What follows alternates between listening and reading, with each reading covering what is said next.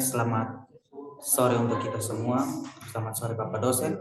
Di sini perkenalkan nama saya Stefanus Zulkifan dengan NIM akhir 193. Di sini saya akan mempresentasikan mengenai analisis kesehatan bank dari Bank Krista Jaya Kupang menurut Undang-Undang Nomor 7 Tahun 1992. Kita mulai awal itu dari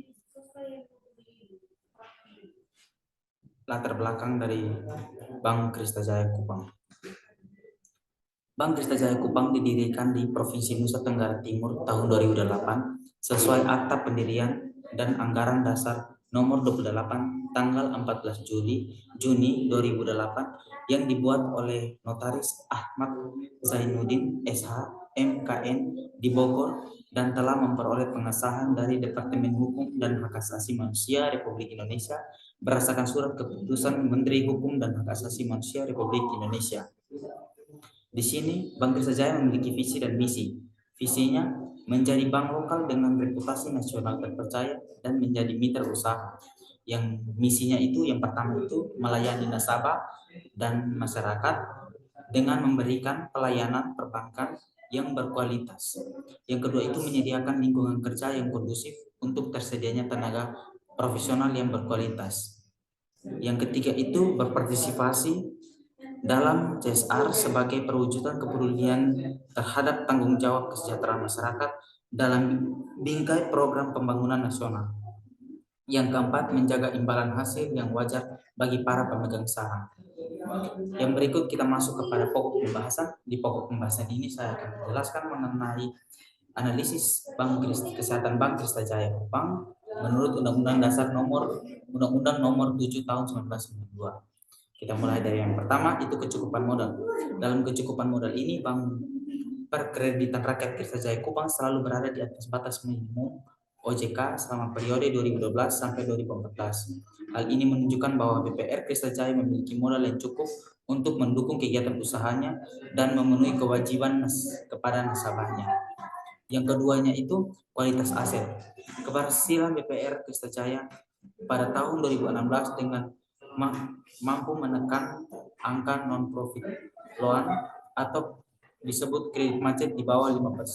Selain aset bank, laba atau pendapatan BPR Krista Jaya juga menempati urutan teratas dari 11 BPR di NT sejak BPR Krista Jaya berdiri pada 2009 silam, yakni 5,9 miliar atau naik 22% dari tahun sebelumnya. Yang ketiga itu ada kualitas manajemen. Secara umum Bank Krista Jaya itu menunjukkan indikator positif dalam hal kualitas manajemen, kinerja keuangan yang baik, tim manajemen yang berpengalaman, struktur tata kelola yang memadai, dan reputasi yang baik menjadi poin plus bagi bank ini. Yang berikut ada rasio likuiditas. Perhitungan kas rasio secara rata-rata selama 3 periode diketahui berada di atas standar kesehatan Bank Indonesia, yang berarti PT Krista Jaya Perdana dikatakan sehat dari sisi kas rasio dengan rata-rata sebesar 35%. Perhitungan LDR atau loan to deposit ratio secara rata-rata selama 3 periode dari tahun 2012 sampai 2014 diketahui masih di bawah standar Bank Indonesia, yang berarti PT Bank Perkreditan Rakyat Krista Jaya Perdana dikatakan tidak sehat dari sisi loan to deposit ratio dengan rata-rata sebesar 72,62%. Yang berikut ada rasio rentabilitas. Perhitungan return of asset secara rata-rata selama 3 periode diketahui berada di atas standar Bank Indonesia, yang berarti PT BPR Krista Jaya Perdana dikatakan sehat dari sisi return of asset dengan rata-rata sebesar 6,63%.